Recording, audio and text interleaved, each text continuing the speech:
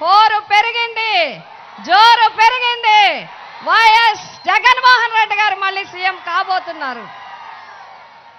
ఈ పిఠాపురం నియోజకవర్గ ఎన్నికలకు సంబంధించి నేను కొన్ని విషయాలు మీతో షేర్ చేసుకోవాలనుకుంటున్నాను, మీ అందరికీ చెప్పాలని అనుకుంటున్నాను. ఈ కొద్ది రోజులుగా ఈ ప్రచార కార్యక్రమంలో జరుగుతున్న వివరాలు మీ అందరికీ వివరించాలని అనుకుంటున్నాను. మొట్టమొదటిగా నా గురించి మీ అందరికీ తెలుసు, నా గురించి మీకు తెలుసు, వంగ గీత గురించి మీకు తెలుసు. వంగ గీత అంటే అందుబాటులో ఉండే వ్యక్తి, అందరితో ఉండే వ్యక్తి, ఎప్పుడు పిలిస్తే అప్పుడు వచ్చే వ్యక్తి, ఎప్పుడైనా అందుబాటులో ఉండే వ్యక్తి. మీ ఏ కార్యక్రమం ఉన్నా కూడా పిఠాపురం ప్రజలకి నిరంతరం మీకు సేవ చేసుకునే వ్యక్తి. అదేవిధంగా ఈరోజు మనకి పోటీ ఏర్పడింది. రాష్ట్రం యావత్తు ఇక్కడ దృష్టి సారించే విధంగా జరుగుతున్నది. అందరూ అనేక విషయాలు చెప్తున్నారు, అనేక విషయాలు ప్రస్తావిస్తున్నారు. మొదటి నుంచి నిన్నటి వరకు కూడా చాలా విషయాలు చెప్పారు, చాలా విషయాలు ప్రస్తావించారు, చాలా విషయాలు తెలియజేయడం జరిగింది. ముందు నేను వాటి జోలికి పోవటం లేదు. నేనేం చేస్తానో చెప్పాలి కదా, నేను ఏం చేయగలనో చెప్పాలి కదా, నేను మీకు ఏం చేస్తానో చెప్పాలి కదా.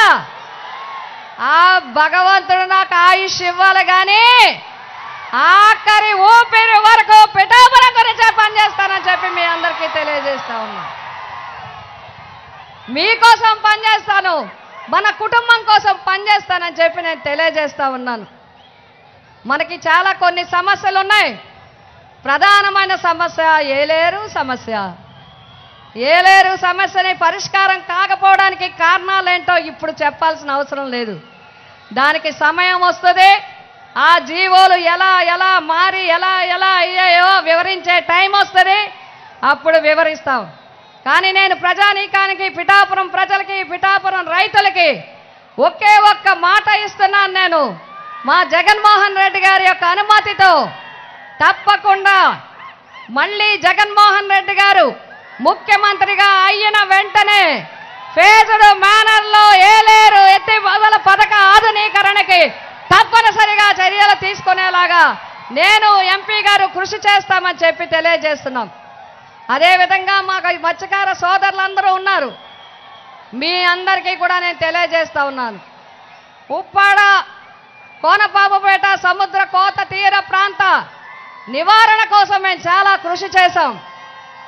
ఆల్రెడీ కేంద్ర ప్రభుత్వం నుంచి రాష్ట్ర ప్రభుత్వం వరకు ప్రాజెక్టులు పెట్టాం.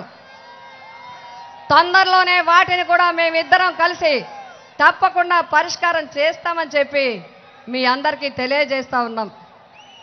ఈ పిఠాపురం నియోజకవర్గంలో చాలామంది చెప్తున్నారు, ఏం చేశారు మీరు, ఏం చేశారండి అని అడుగుతున్నారు. ఏం చేయలేదో చెప్పండి, ఏం చేయలేదో చెప్పండి. 1952లో ఏర్పడిన తర్వాత అప్పటి నుంచి వదిలేయండి. 2009లో 2009 నుంచి ఈ నియోజకవర్గంలో ఏం జరిగిందో లెక్కలు చూసుకోండి. వాట్సాప్లు ఉన్నాయి, ఫేస్బుక్లు ఉన్నాయి, సమాచార చట్టాలు ఉన్నాయి, జీవోలు ఉన్నాయి, అనేక కార్యక్రమాలు ఉన్నాయి. అప్పటి వరకు పిఠాపురం నియోజకవర్గం ఒక నియోజకవర్గం మాత్రమే. 2009 తర్వాత జిల్లా హెడ్ క్వార్టర్తో సమానంగా గవర్నమెంట్ పాలిటెక్నిక్ తెచ్చింది ఈ వంగ గీత అని చెప్పి మీకు తెలియజేస్తున్నాను. గవర్నమెంట్ ఐటీఐ, గవర్నమెంట్ కాలేజీలు జిల్లా స్థాయిలో తీసుకురావటం జరిగింది. అంతేకాదు అడ్వకేట్స్ అందరినీ, న్యాయవాదులందరినీ అడగండి. జిల్లా కోర్టు కాకినాడలో ఉండే జిల్లా కోర్టుని పిఠాపురంలో జిల్లా కోర్టు చేసింది కూడా మీ వంగ గీత అని చెప్పి మీ అందరికీ తెలియజేస్తా ఉన్నా. అంటే పిఠాపురం నియోజకవర్గాన్ని జిల్లా స్థాయికి తీసుకువెళ్ళడం జరిగింది.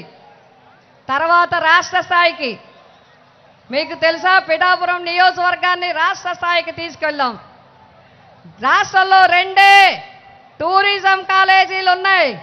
ఒకటి తిరుపతి, 2 పిఠాపురం అని చెప్పి మీ అందరికీ తెలియజేస్తా ఉన్నా.